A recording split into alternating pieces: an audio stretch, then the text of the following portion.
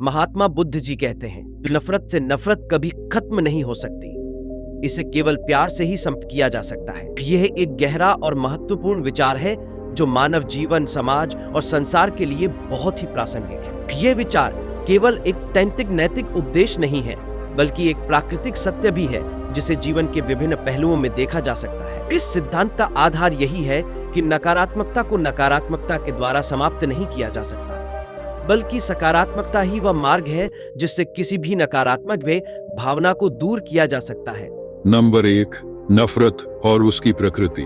नफरत एक नकारात्मक भावना है जो क्रोध, आक्रोश, हिंसा और प्रतिशोध की भावना से उत्पन्न होती है। यह तब उत्पन्न होती है जब कोई व्यक्ति या समूह किसी दूसरे व्यक्ति या समूह के प्रति अत्यधिक घृणा, असहिष्णुता या द्वेष की भावना महसूस करता है। नफरत का परिणाम अक्सर हिंसा, युद्ध और समाज में अलगाव के रूप में होता है।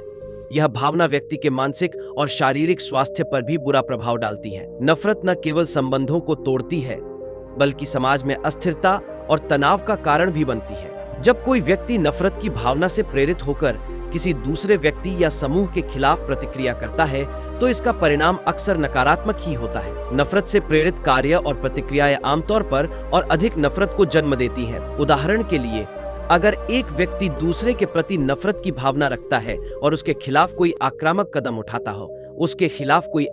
कदम उठाता है, तो प्रतिक्रिया में दूसरा व्यक्ति भी नफरत और प्रतिशोध की भावना से भरा जा सकता है। इस प्रकार नफरत का यह चक्र चलता रहता है और यह कभी खत्म नहीं होता, बल्कि और भी अधिक गहराई और गंभीरता से फैलता है। नंबर 2, प्यार की शक्ति।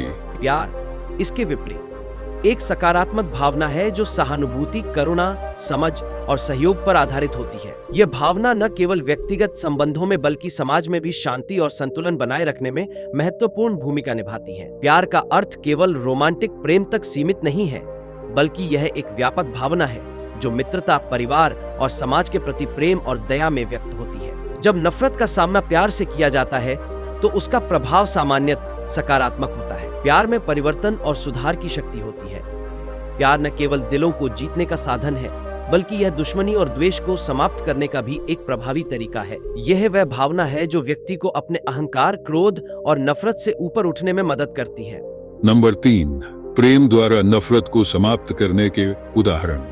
इतिहास में ऐसे कई उदाहरण हैं जहां नफरत को प्यार और अहिंसा द्वारा समाप्त किया गया है। महात्मा गांधी और मार्टिन लूथर किंग जूनियर जैसे नेताओं ने अपने जीवन में इस सिद्धांत को अपनाया और इसे अपने आंदोलनों में सफलता के साथ उपयोग किया। गांधी जी का सत्याग्रह और अहिंसा का मार्ग इस विचार पर आधारित था कि हिंसा या नफरत के द्वारा समस्याओं का समाधान नहीं हो सकता। उन्होंने ब्रिटिश शासन के खिलाफ संघर्ष किया, लेकिन कभी भी घृणा या हिंसा का सहारा नहीं लिया। उनके आंदोलन की सफलता इस बात का प्रमाण है कि नफरत को केवल प्रेम और अहिंसा के द्वारा ही समाप्त किया जा सकता है। जैसे मार्टिन लूथर किंग जूनियर ने भी अमेरिका में नस्लीय भेदभाव के खिलाफ अपने संघर्ष में इसी विचारधारा को अपनाया। जैसे उनका कहना था, अंधकार को अंधकार से समाप्त नहीं किया जा सकता, केवल प्रकाश ही ऐसा कर सकता है। नफरत को नफरत से समाप्त नहीं किया जा सकता, केवल प्रेम ही ऐसा कर सकता है।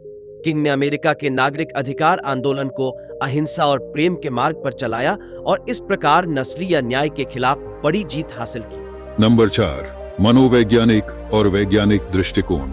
मनोविज्ञान के क्षेत्र में भी यह सिद्ध किया गया है कि नकारात्मक भावनाओं को सकारात्मक दृष्टिकोण और दृष्टिकोण से बदला जा सकता है। जब व्यक्ति नफरत या क्रोध की स्थिति में होता है, तो उसका मस्तिष्क तनाव हार्मोन का उत्पादन करता है, जो शारीरिक और मानसिक स्वास्थ्य को नुकसान पहुंचा सकता है। इसके विपरीत, जब व्यक्ति प्यार, सहानुभूति और दया का अनुभव करता है, तो मस्तिष्क में सकारात्मक रसायनों का उत्पादन होता है, जो मानसिक और शारीरिक स्वास्थ्य के लिए लाभकारी होते हैं। मनोवैज्ञानिक शोध यह भी बताते हैं कि नफरत को खत्म करने का सबसे प्रभावी तरीका है कि उसके मूल कारणों को समझा जाए और उसके प्रति सहानुभूति दिखाई जाए। जब हम किसी दूसरे व्यक्ति की पीड़ा और दृष्टिकोण को समझने की कोशिश करते हैं, तो हमारी नफरत की भावना कम होने लगती है। प्यार और करुणा के द्वारा नफरत को समाप्त करना केवल एक भावनात्मक प्रक्रिया नहीं है, बल्कि यह एक मानसिक और सामाजिक प्रक्रिया भी है जो शांति और सामंजस्य की ओर ले जाती है।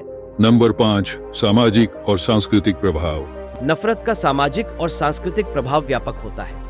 यह समाज में विभाजन, हिंसा और असमानता को बढ़ावा देता है। दुनिया भर में कई संघर्षों और युद्धों का मुख्य कारण नफरत ही रही है। चाहे वह नस्लीय नफरत हो, धार्मिक नफरत हो या फिर राजनीतिक नफरत। इन संघर्षों में लाखों लोगों की जान गई है और समाज को गहरे घाव दिए हैं। अगर हम प्यार को अपनाते हैं तो हम इन विभाजनों को मिटा सकते हैं। प्यार से प्रेरित समाज में सहानुभूति, समर्पण और सहयोग का माहौल होता है। एक समाज जहां लोग एक दूसरे के प्रति प्रेम और सम्मान की भावना रखते हैं, वहां संघर्ष और तनाव की संभावना कम होती है। इसके विपरीत नफरत से प्रेरित समाज में असहिष्णुता, विभाजन और संघर्ष बढ़ जाते हैं। नंबर 6, धार्मिक दृष्टिकोण। विभिन्न धर्मों में भी यह शिक्षा दी गई है कि नफरत को केवल प्रेम के द्वारा ही समाप्त किया जा सकता है। हिंदू धर्म, बौद्ध धर्म, इस्लाम, ईसाई धर्म और अन्य धर्मों में प्रेम, करुणा और सहिष्णुता को महत्वपूर्ण नैतिक गुणों के रूप में प्रस्तुत किया गया है। भगवान बुद्ध ने अपने उपदेशों में कहा कि नफरत से नफरत को खत्म नहीं किया जा सकता, बल्कि नफरत को केवल प्रेम से ही समाप्त किया जा सकता था। ये विचार इस बात पर आधारित है कि प्रेम और करुणा ही हमारे भीतर और हमारे समाज में सच्ची शांति और सामंजस्य ला सकते हैं। नंबर 7, नफरत का निष्कर्ष।